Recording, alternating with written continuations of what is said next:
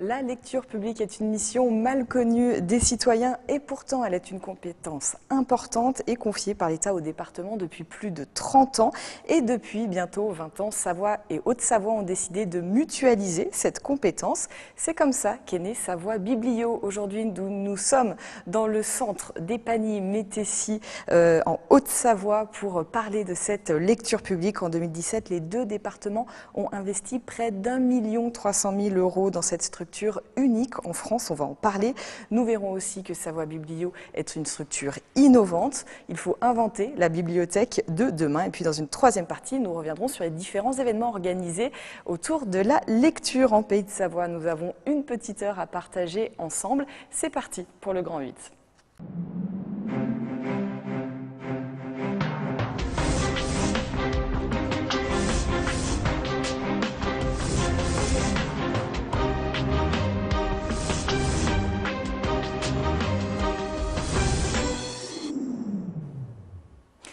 Bonjour, bienvenue sur le plateau du Grand 8, une émission coproduite avec le Conseil Savoie-Mont-Blanc. Nous allons donc parler de lecture publique aujourd'hui. Pour cela, nous sommes dans le lieu idéal, un lieu totem de Savoie Biblio. Nous sommes à Épagny-Métessy. Chaque année, rendez-vous compte, ce sont 275 000 près de livres qui ont eu lieu sur notre territoire grâce à cette structure.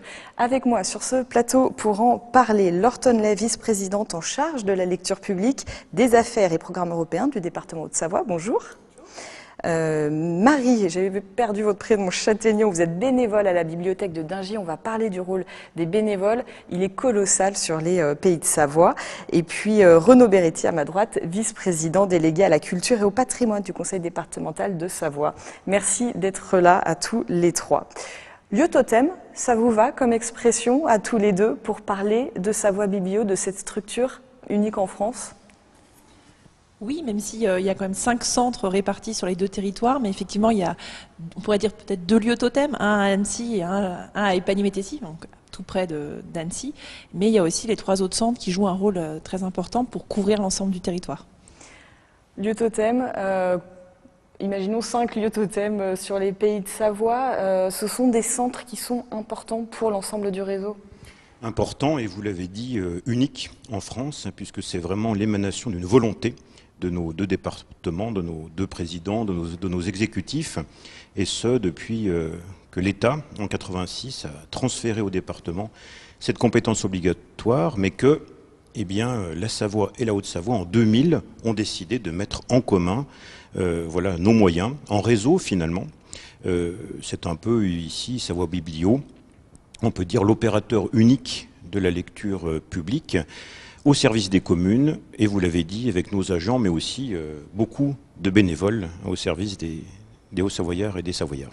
On en parle dans un instant, mais avant, je vous propose de regarder un reportage. Chaque année, le Salon du Livre d'Hermillon accueille une 50aine d'auteurs, l'occasion aussi de remettre le prix Rosine Perrier, qui salue l'ancrage sur un territoire d'une œuvre. Vous l'avez remis tous les deux cette année. On regarde le reportage. Hermillon, petit village de Maurienne, accueillait les 14 et 15 octobre dernier le Salon du Livre. Une 50aine d'auteurs étaient présents pour rencontrer les lecteurs et distribuer des autographes.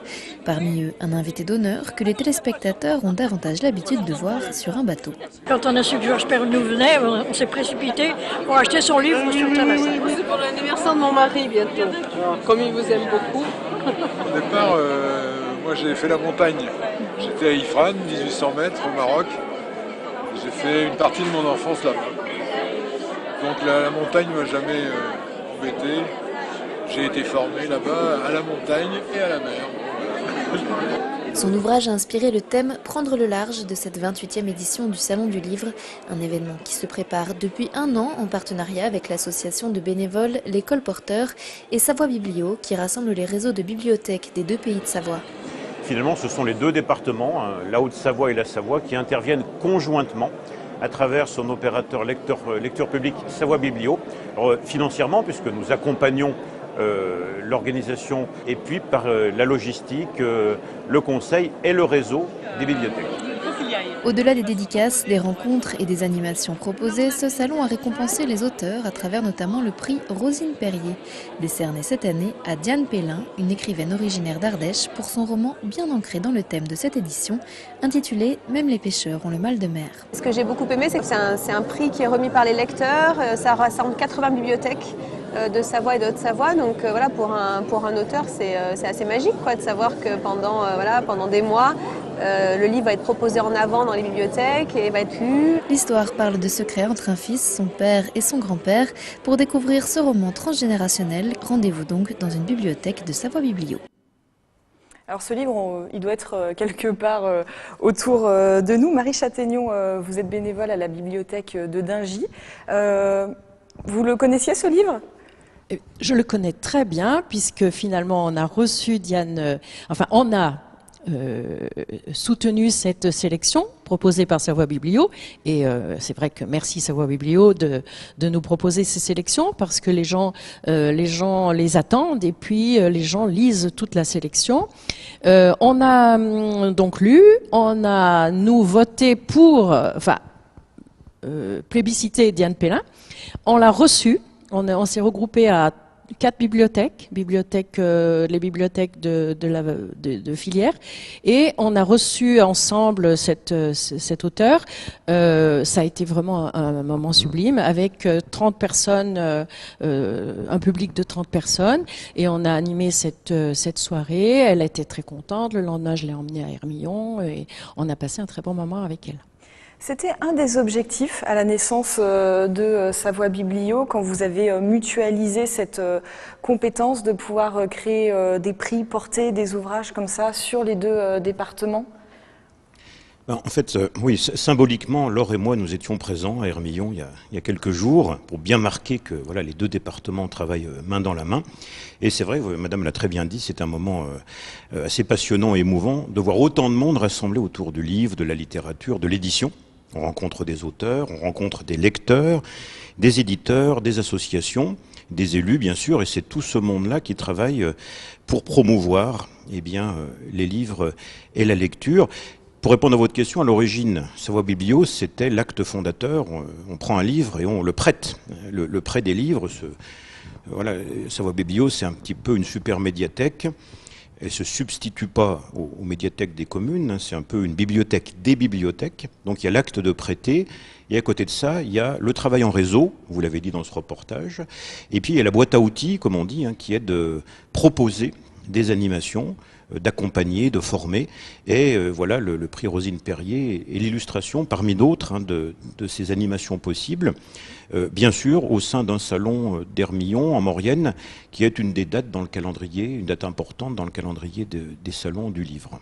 Quand on parle de mutualisation, il ne s'agit pas seulement de mutualiser les coûts, réduire les coûts, c'est vraiment plus large que ça.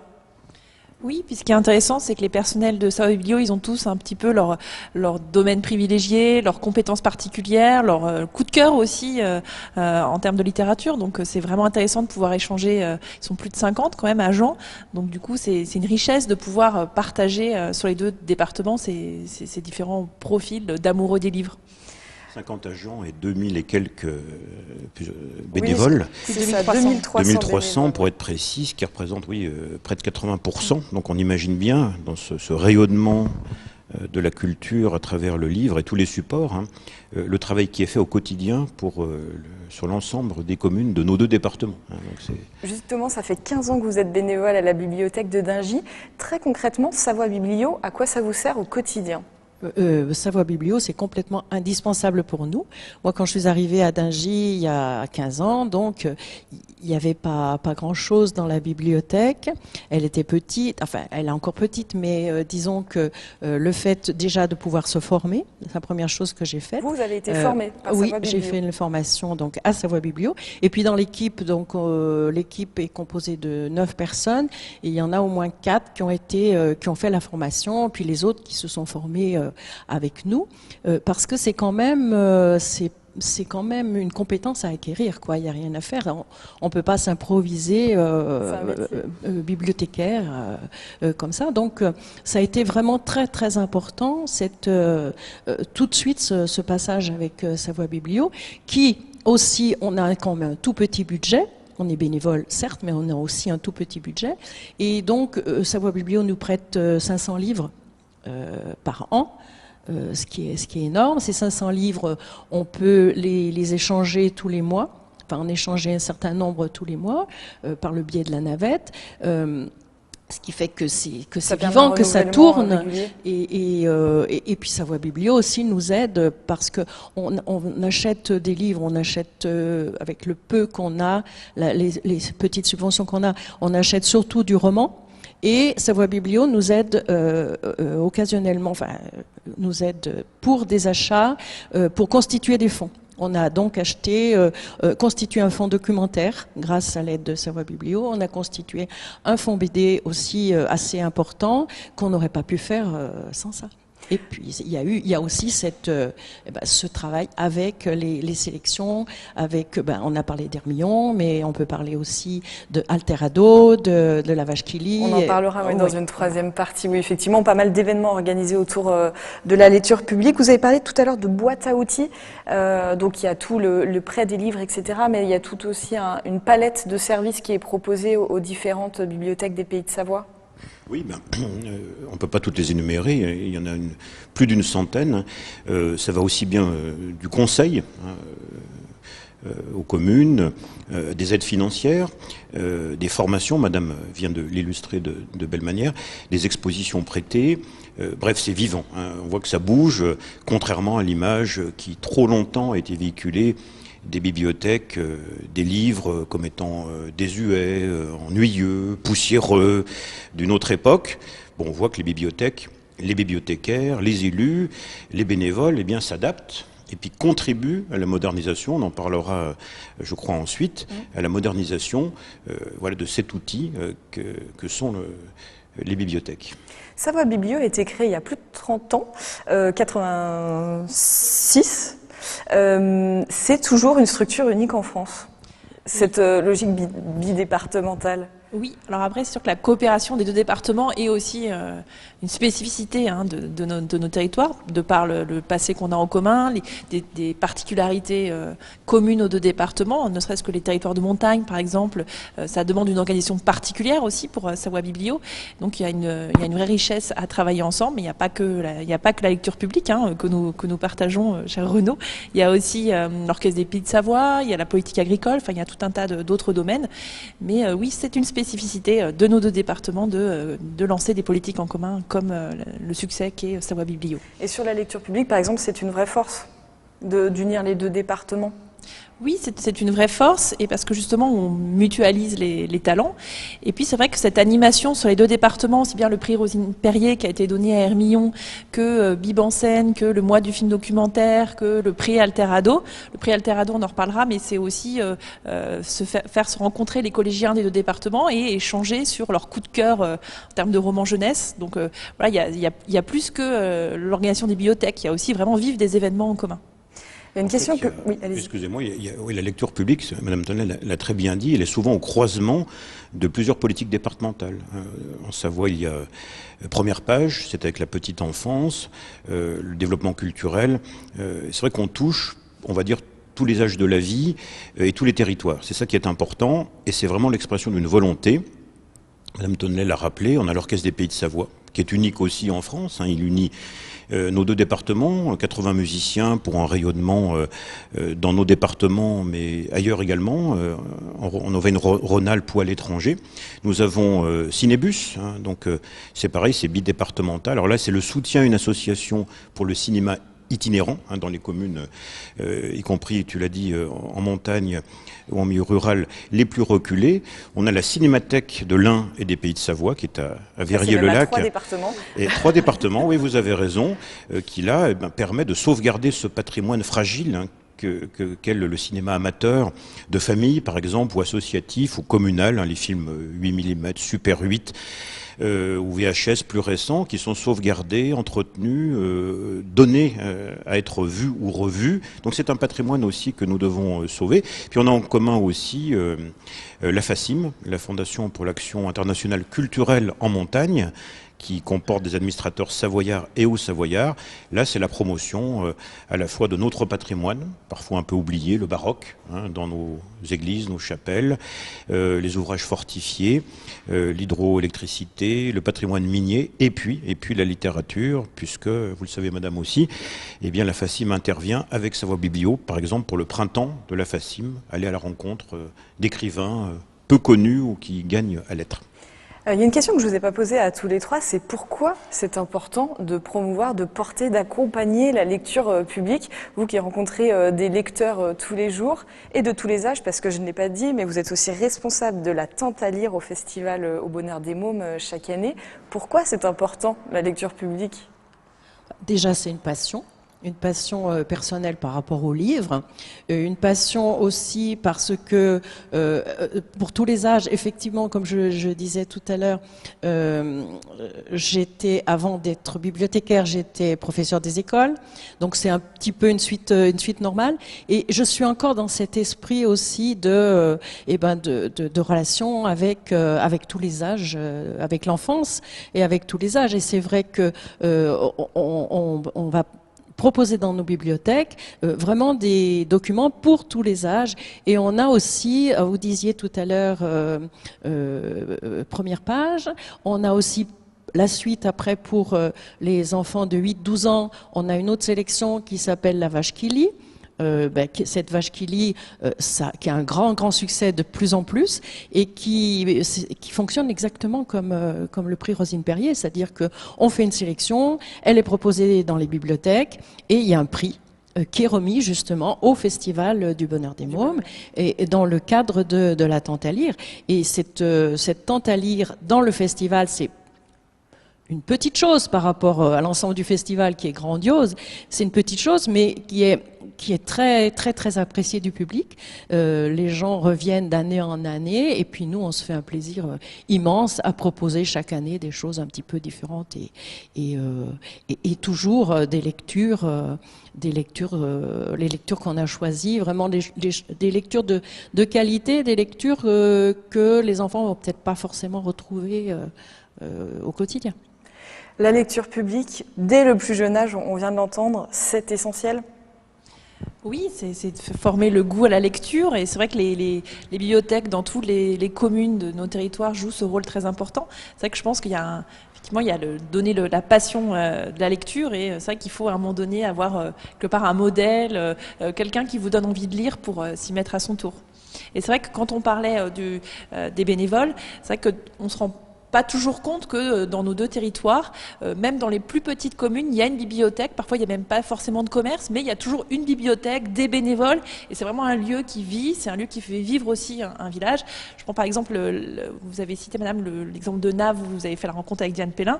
Naves-Parmelan, c'est 600 habitants, c'est une bibliothèque, c'est des bénévoles qui s'occupent de cette bibliothèque, et c'est des animations qui aussi font vivre ces villages.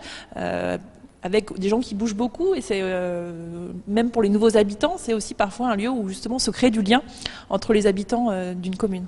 Donc la lecture publique, c'est un vrai rôle social. Oui, j'allais le dire. Il y a une passion, d'abord à l'origine, madame l'a très bien dit. Vous voyez, on est au milieu de livres, de magazines, et si, voilà, tout petit, on est déjà confronté, nourri, que l'on grandit avec des livres, voilà, ça affine la sensibilité, ça aiguise la passion.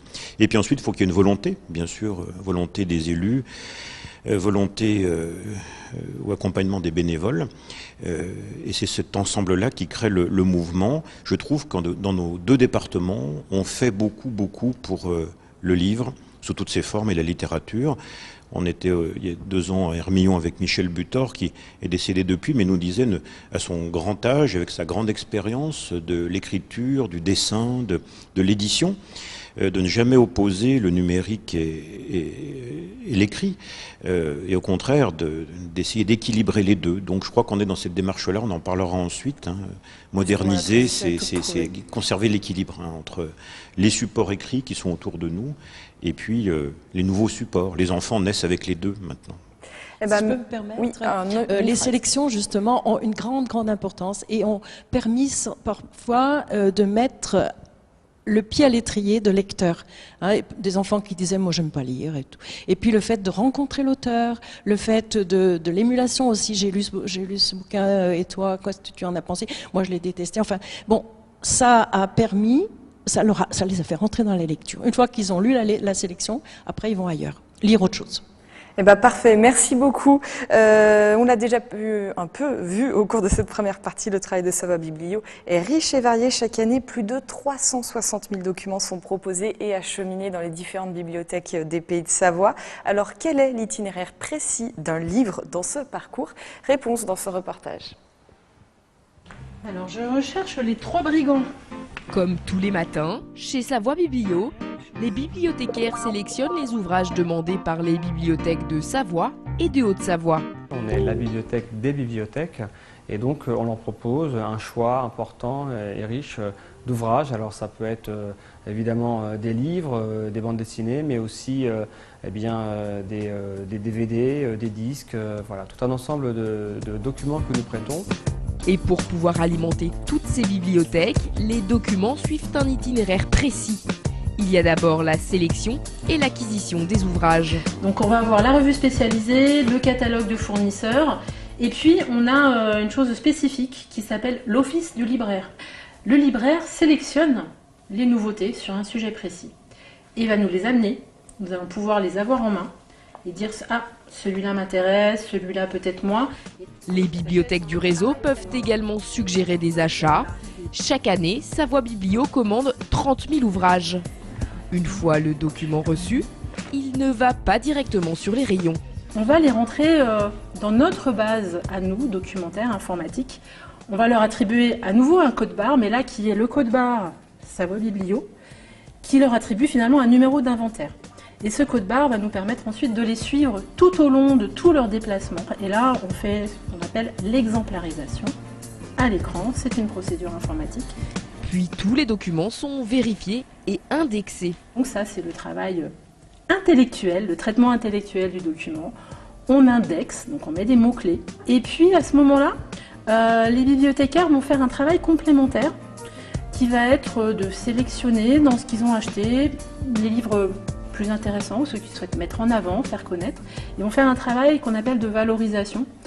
Et donc là, on est un petit peu producteur de contenu et sur notre portail savoiebiblio.fr, on a une rubrique qui s'appelle « Lire, écouter, voir » dans laquelle on propose tous les mois, plusieurs fois par mois, des dossiers d'actualité, des dossiers documentaires, des coups de cœur sur des livres, c'est des DVD. Une fois ce traitement intellectuel terminé, on passe au traitement physique, c'est-à-dire que le document va être protégé par une couverture, mais pas seulement. On leur a mis aussi ce petit élément, cette petite étiquette qui s'appelle une cote. Ce numéro, c'est une norme internationale qu'on applique. Cela permet alors au livre d'être rangé de la même façon dans toutes les bibliothèques. Une fois toutes ces étapes franchies, les documents peuvent être empruntés. Mais avec 350 bibliothèques à fournir, il faut être organisé. Alors un système de caisse a été mis en place. Dans cette pièce, chaque bibliothèque a ses propres caisses avec les documents commandés. Toutes les semaines, Savoie Biblio part livrer les commandes de dizaines de bibliothèques selon un calendrier précis et anticipé. Aujourd'hui, direction la bibliothèque de Jacob Belcombette à côté de Chambéry. Et c'est vraiment le moyen d'avoir une politique culturelle plus large et d'avoir plein de titres dont on n'aurait même pas ou le budget ou l'envie d'acquérir. Ces ouvrages, Aurélie pourra les garder quelques mois pour que ses lecteurs en profitent. Ils retourneront ensuite dans les rayons de Savoie Biblio avant qu'une autre bibliothèque ne les emprunte. François Épinard nous a rejoint, vous êtes le directeur de Savoie Biblio, bonjour. Bonjour. Alors, né il y a 30 ans, on l'a dit, Savoie Biblio prépare aujourd'hui son avenir et l'avenir des bibliothèques plus largement. Ça ne suffit plus d'être un lieu où l'on vient emprunter un livre ? Alors effectivement, actuellement, on peut dire en France que les bibliothèques, c'est le premier réseau culturel sur le territoire. En revanche, s'ils veulent rester, il faut, comme le disait tout à l'heure Renaud Beretti, il faut déjà penser à l'avenir et puis à différencier les supports. Et aujourd'hui, pour que les bibliothèques demeurent un lieu que l'on fréquente, il faut savoir qu'aujourd'hui, c'est pas seulement pour emprunter des livres que les gens vont dans la bibliothèque, mais tout simplement pour consulter des livres ou consulter d'autres services, et notamment des services numériques, venir sur Internet, en Wi-Fi, travailler, étudier, se détendre, voilà, profiter de cette bulle que peut constituer une bibliothèque. Et donc de plus en plus, les lieux de lecture adaptent leurs horaires d'ouverture, adaptent leur architecture intérieure, leur aménagement, pour pouvoir avoir des espaces à la fois, comme on les connaît, des espaces grands, où on peut avoir une visibilité assez importante de tous les ouvrages à disposition, et en même temps des petits endroits un peu cocoon, voilà, un peu confortables. C'est ce que vient chercher le public aujourd'hui, ces ressources numériques. Il y a un réseau qui a été créé il y a 2-3 ans qui s'appelle Immédiat, où il y a une offre très large, je vous laisserai en dire un mot. Mais le public aujourd'hui, c'est ce qu'il recherche? Alors effectivement, ce dispositif, Savoir Biblio l'a mis en place depuis 2-3 ans. L'idée, c'est qu'aujourd'hui, les bibliothèques qui sont conventionnées avec nous, donc cette année, on en a maintenant 94 sur l'ensemble de 2 territoires, bénéficient d'une offre qu'elles peuvent donner et mettre à disposition de leurs lecteurs. C'est-à-dire que les lecteurs, une fois qu'ils sont abonnés à la bibliothèque, bénéficient d'un code et peuvent, de chez eux ou sur le lieu, avoir accès à de la presse en ligne, à des films ou à de l'auto-formation. Et donc ce qui est intéressant, c'est que il faut aujourd'hui que les bibliothèques puissent proposer non seulement des livres, des CD et des DVD, mais également une offre numérique. Le réseau Immédiat. Renaud Beretti, vous avez la brochure entre les mains. C'est une fierté de Savoie Biblio. Oui, alors une fierté partagée avec Laure, bien sûr, et les collègues élus, et puis bien sûr nos services. Immédiat, voilà, c'est un portail finalement assez formidable parce que d'une part, eh bien, ça incite à s'inscrire dans une de nos bibliothèques. François Épinard a rappelé à juste titre, on le voit alors quand nous inaugurons ou visitons des bibliothèques, je dirais, nouvelles, construites ou rénovées. Beaucoup d'espaces voilà, sont lumineux, le mot cocooning convient bien, adaptés à la lecture, à la rêverie aussi, à l'imagination, au loisir, et pas seulement le côté studieux qu'on a pu avoir quand on était écolier, collégien, lycéen. C'est tout autre chose. Maintenant, la bibliothèque, c'est tout un univers, mais aussi adapté aux nouvelles technologies. Beaucoup de gens maintenant ont une tablette, une liseuse, un ordinateur et peuvent se connecter. Et ils peuvent se connecter pour des choses qui n'ont pas forcément un lien direct avec le livre-objet, mais la presse en ligne, des centaines et des centaines de titres en format PDF, le code de la route par exemple, l'aide aux devoirs de la maternelle à la terminale, et puis des films documentaires, bref, tout ce qui peut intéresser les gens pour accéder à la culture pour tous, et dans tous les domaines. Voilà un petit peu l'objet d'Immédiat. On parle de bibliothèque 2.0, enfin, la bibliothèque de l'avenir, mais qui est déjà en train de se façonner parce que, encore une fois, on est, dans un esprit à la fois volontariste, mais aussi de modernisation. Il n'y a pas de concurrence qui s'est créée entre les supports numériques et le livre. Est-ce que, par exemple, on emprunte moins de livres ? Non. On constate d'ailleurs sur le territoire des 2 départements une augmentation des emprunts dans les bibliothèques des 2 départements. On peut simplement considérer que les habitudes évoluent, mais ce sont les mêmes personnes qui vont emprunter des ouvrages et qui vont aller faire des recherches sur le numérique.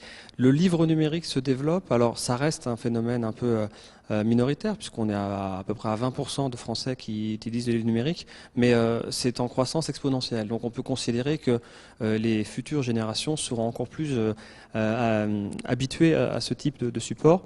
Mais moi je pense que les 2 sont complémentaires, et il arrive fréquemment par exemple que des gens viennent emprunter des ouvrages dans les bibliothèques en les ayant repérés parce qu'il est sur Internet, ils ont fait des recherches, ils ont eu des annonces, des liens sur Twitter et autres. Et puis parallèlement, un livre qu'ils ont aimé, ils vont le partager sur Facebook, sur les réseaux sociaux, enfin ça vit, voilà. Donc je ne pense pas qu'il y a de la concurrence, c'est plutôt de la complémentarité pour permettre effectivement à l'objet livre d'être encore plus connu. C'est le rôle des départements d'accompagner cette révolution numérique ? Oui, d'autant plus que le Savoie Biblio a ce rôle d'accompagner les bibliothèques de proximité. Donc ça demande quand même des moyens techniques importants, des savoir-faire aussi. Et donc Savoie Biblio est là aussi pour accompagner les bibliothèques, les bénévoles et les professionnels des différentes bibliothèques pour accompagner cette transition. Il y a eu des formations, je suppose. Oui, dans le cadre des bibliothèques dont je vous ai dit qu'elles sont conventionnées avec nous, voilà, elles s'engagent à respecter, enfin voilà, à avoir certains critères et notamment, bon, évidemment, des équipements informatiques, mais aussi à se former pour être en mesure de répondre à la demande, pour pouvoir offrir le meilleur service aux usagers. Alors Savoie Biblio accompagne aussi les bibliothèques dans différents projets en direction des publics éloignés de la lecture ou empêchés.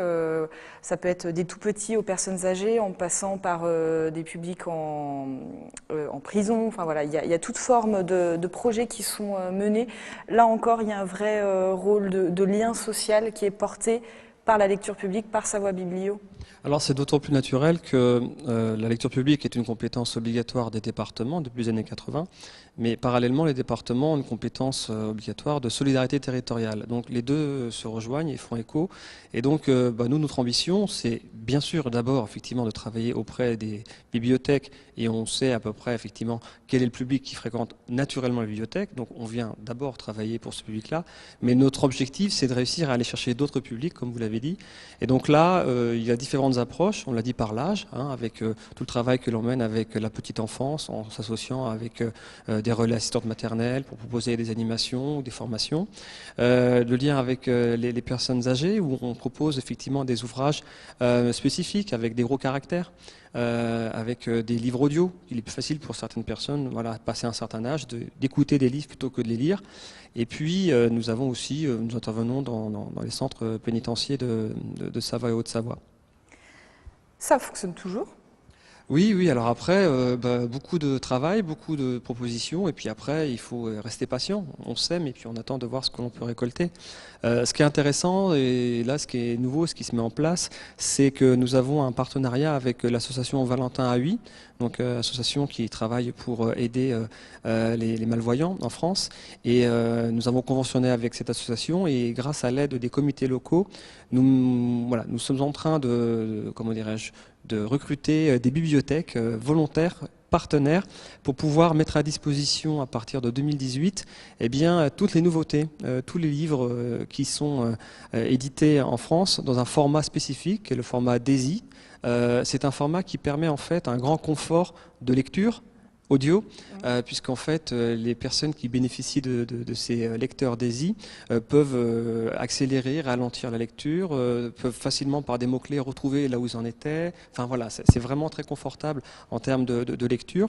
Et il y a une loi, la loi handicap de 2015, qui rend en fait gratuit l'accès à tous les livres, donc quels qu'ils soient, les derniers ouvrages les plus demandés, à partir du moment où la personne souffre d'un handicap. Et nous, Savoie Biblio, on a conventionné avec l'association Valentin Huy pour rassembler, recruter des bibliothèques volontaires et faire en sorte que dans ces bibliothèques, les personnes qui souffrent d'un handicap bénéficient gratuitement de tous ces ouvrages. Là encore, quand on parle de lecture publique, on voit c'est bien plus large que le seul objet livre. Il y a un vrai rôle de lien social, un vrai rôle social de la lecture publique. Laure Toneley. Oui. Le département est une collectivité qui intervient à la fois chez les tout-petits et chez les personnes âgées. Donc il y a une vraie logique aussi à accompagner tous ces publics, tous ces différents publics à tous les âges de la vie. Et c'est vrai que l'exemple du format DAISY, ce qui est intéressant, c'est qu'évidemment, il y a la question du handicap tout au long de la vie, mais il y a aussi la question qui touche toutes les familles. À un certain âge, on a la vue qui décline, on peut moins lire, et c'est vrai que c'est souvent un drame pour toutes les personnes qui ont la passion des livres de ne plus pouvoir s'adonner à la lecture. Et c'est vrai que c'est un très bel exemple de pouvoir justement continuer à vivre cette passion des livres, même lorsqu'on décline. C'est une vraie responsabilité là des deux départements.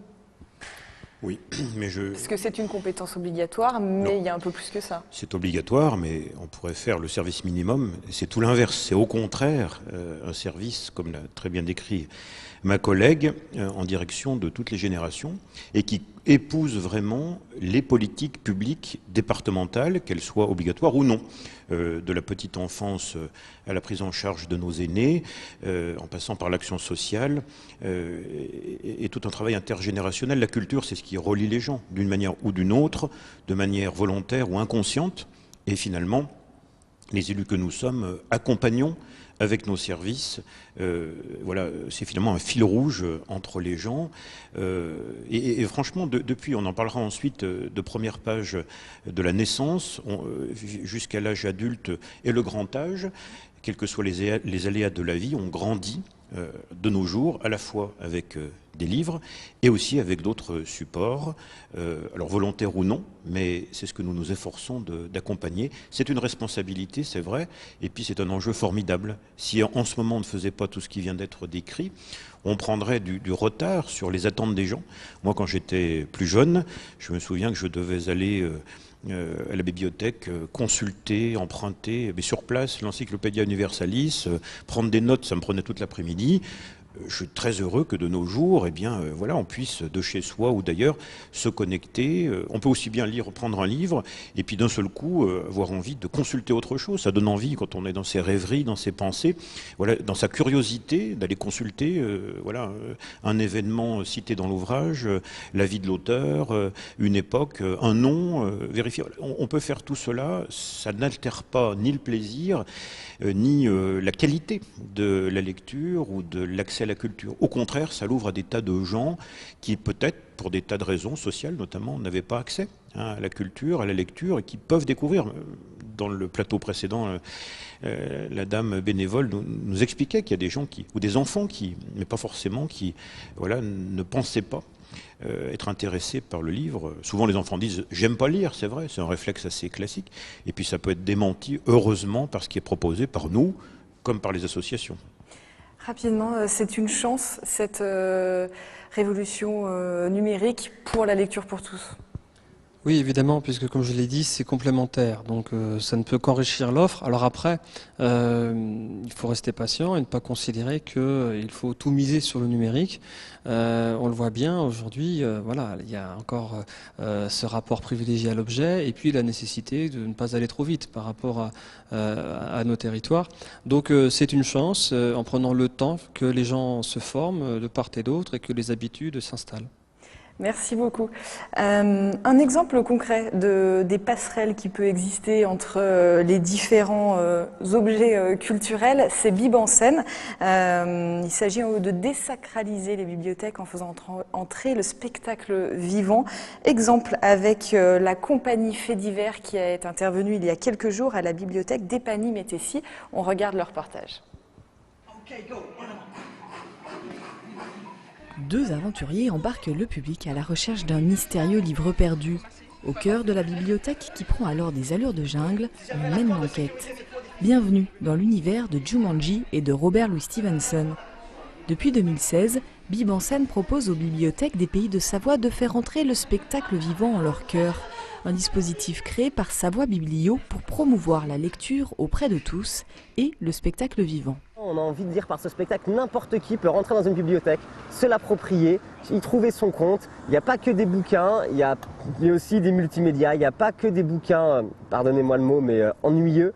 Il y en a pour tous les goûts, toutes sortes de choses. Et donc, poussons les portes des bibliothèques, réapproprions-nous en fait. C'est plus ça l'objectif de ce spectacle. Ouais, puis c'est susciter l'envie, susciter la curiosité, susciter l'imaginaire de chacun. Et ça participe à donner envie de lire par la suite. Dans la tête des spectateurs, petits et grands, la magie opère. C'est dans la jungle,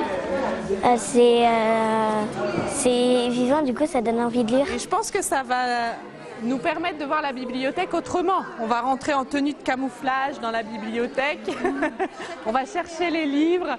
Ouais, c'est une autre représentation de la bibliothèque qui est sympa, qui dépoussière la bibliothèque. Je lis déjà beaucoup, mais là ça me donne encore plus envie de lire, ça me donne encore plus envie de nager dans les histoires. L'objectif de Bib en scène est aussi d'affirmer le rôle des bibliothèques comme lieu incontournable de découverte et de savoir. On s'efforce de développer la lecture pour tous dès les tout petits. dès les tout petits, puisque dans les bibliothèques, on accueille les bébés lecteurs depuis la crèche, avec les assistantes maternelles, on accueille les classes, et puis on essaye de faire venir l'ensemble de la population pour que la lecture ait une grande place dans la vie de la population. Grâce à Bib en scène, en 2017, 26 spectacles ont été retenus et plus de 50 représentations ont eu lieu dans les bibliothèques des Pays de Savoie. Bib en scène, on vient de le voir, mêle spectacle vivant et littérature. 2 objectifs en un, donc soutenir la littérature et le spectacle vivant. Ça fonctionne bien, manifestement. Oui, là, on a vu qu'il y avait beaucoup de monde à Épany-Métessy. C'est vrai que l'idée, c'est effectivement de désacraliser les bibliothèques, de faire venir des publics qui n'ont pas forcément l'habitude de fréquenter une bibliothèque, et par ce biais, leur faire découvrir ces lieux de lecture, et puis leur donner envie de parcourir les étagères, et puis de repartir peut-être avec un livre, ou du moins d'aller fréquenter leur bibliothèque. Oui, il y a un terme qui a été utilisé, c'est dépoussiérer. Il y a encore besoin d'aider à pousser cette porte de bibliothèque. Je pense qu'il y a un certain nombre de nos habitants qui n'ont pas forcément l'habitude. Aussi, on a tous un peu des vies qui sont souvent très, très chargées. Si on n'a pas eu l'habitude, si on n'a pas eu un parent ou un ami ou une grand-mère qui nous a emmenés à la bibliothèque, peut-être que c'est pas une habitude qui a été prise. Et donc, du coup, le fait de faire venir pour une autre occasion les publics, oui, c'est une façon de les amener à la lecture. Alors il y a tout un tas d'événements, d'animations qui sont organisés autour du livre en Pays de Savoie. On en a parlé un petit peu tout à l'heure. L'opération Alterado qui fête cette année ses 10 ans. Elle propose aux collégiens de choisir parmi 6 ouvrages leurs préférés. L'année dernière, plus de 400 collégiens y ont participé. Ça fait 10 ans que ça dure. C'est une belle réussite. Oui, comme disent les jeunes, c'est la 10e saison, comme les séries. Et c'est vrai que c'est un événement, on peut le dire, qui se passe traditionnellement à Aix-les-Bains, au centre des congrès. Alors c'est un travail qui dure une année, où effectivement plus de 400 collèges des 2 départements, Savoie et Haute-Savoie, sont partenaires. Et donc les collégiens sont invités à lire. Alors c'est une opération très libre, c'est-à-dire la lecture, justement, n'est plus vécue comme avant, comme une obligation, comme une contrainte. Au contraire, une liberté. Ils peuvent lire un livre, 2 livres, plusieurs, grâce au club lecture ou d'autres partenaires des collèges. Et puis se retrouvent donc à Aix-les-Bains pour élire, comme voilà des jurys littéraires, le lauréat. Et c'est au cours d'une journée assez festive, d'une part, il y a un petit concert ou une petite animation, et puis des ateliers tout au long de la journée. Je tiens à préciser, c'est souvent pendant les vacances, et on trouve collégiens et enseignants et accompagnateurs nombreux à participer avec les auteurs à un travail d'écriture en atelier, de réflexion, de quiz, de jeu. Bref, tout ceci est ludique, pédagogique, et c'est un formidable rendez-vous autour de la lecture par de jeunes collégiens. On dit souvent les jeunes ne lisent plus. Bon, non, voilà. Quand on leur donne envie. On leur donne envie, et qu'eux-mêmes, voilà, comme disait Laure, sont accompagnés dans ce qui n'est pas un travail, mais un plaisir de la lecture. Et d'ailleurs, il y a aussi des établissements et structures du Sénégal et de Roumanie qui sont associés. Absolument, et d'Haïti également. C'est aussi une structure qui nous est chère, Pays de Savoie solidaire, donc qui agit auprès de différents établissements à l'étranger. C'est une tradition depuis des années en Savoie. Haïti, Roumanie et Sénégal. Et donc ils sont associés en tant que jeunes lecteurs également. Ils étaient présents cette année pour la 9e édition. Voilà, ils participent eux aussi à ce travail de lecture et également au jury. Il y a un autre dispositif que vous connaissez bien en Savoie, Première Page. 200 structures y participent chaque année. Chaque nouveau-né ou adopté au cours de l'année dans le département reçoit un livre. L'idée, c'est aussi de créer du lien parent-enfant. Oui, alors complètement. Alors ça, c'est une opération que j'aime beaucoup. Première Page, vous l'avez dit, le département offre un ouvrage aux enfants nés ou adoptés dans l'année. C'était 4600 familles l'an dernier. C'était la 7e édition. C'était une opération à l'origine ministère de la Culture que nous avons départementalisée. Alors c'est une belle opération. Laure parlait de la grand-mère qui nous racontait des histoires, nous lisait des histoires le soir. Donc on a ce souvenir-là, mais qui est plus forcément quelque chose aujourd'hui dans les familles, plus individualisé, et qu'il faut retrouver. Donc c'est là encore offrir un ouvrage. Alors il y a un jury également qui choisit chaque année l'ouvrage. Il y a 2 ans c'était Cucuy, donc c'est souvent des titres adaptés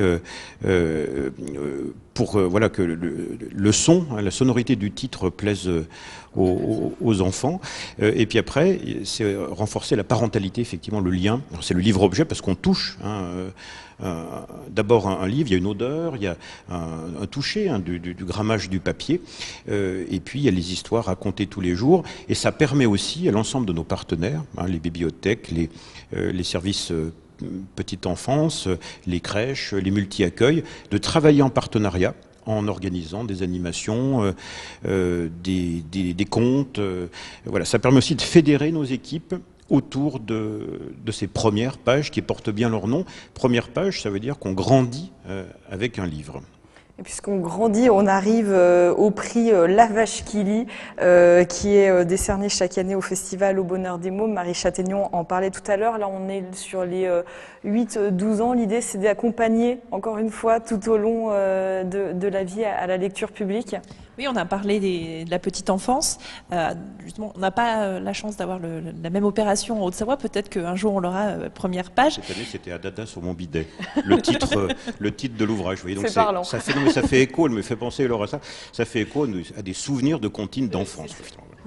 On sait qu'en Haute-Savoie, on a quand même, du coup, on avait vu que Bib en Seine, il y a tout un travail qui est fait avec les relais d'assistantes maternelles. Donc il y a aussi, voilà, au quotidien, les bibliothèques, elles travaillent aussi avec les professionnels de la petite enfance pour ramener justement les petits.